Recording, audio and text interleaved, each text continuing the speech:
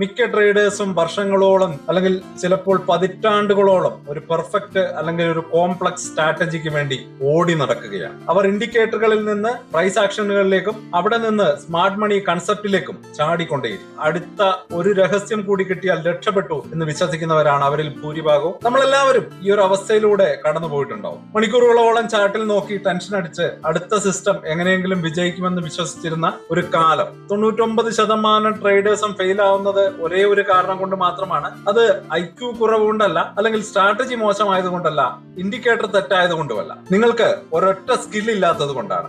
ആ ഒരു സ്കിൽ ഇല്ലെങ്കിൽ നിങ്ങൾ എത്ര നല്ല സിസ്റ്റം ഉപയോഗിച്ചാലും അക്കൗണ്ട് സീറോ ആകും. ഞാനിന്ന് പറയുന്നത് ഗ്ലാമറസ് ആയിട്ടുള്ള ഒരു സീക്രട്ട് സ്ട്രാറ്റജിയെ കുറിച്ചല്ല, ക്ഷമയെ പറ്റിയാണ്. പക്ഷെ ഇത് തന്നെയാണ് this is the rarest virtue in trading. നല്ല ക്ഷമയുള്ള ഒരാൾക്ക് എങ്ങനെയാണ് നഷ്ടം വരുത്തുന്ന ട്രേഡിൽ നിന്നും ലാഭമുണ്ടാക്കുന്ന ട്രേഡുകളെ വേർതിരിച്ചറിയാൻ കഴിയുന്നത്? ഈ വീഡിയോ കഴിയുമ്പോഴേക്കും നിങ്ങൾക്കും ആ ക്ഷമ എങ്ങനെ വളർത്തിയെടുക്കാമെന്ന് മനസ്സിലാകും.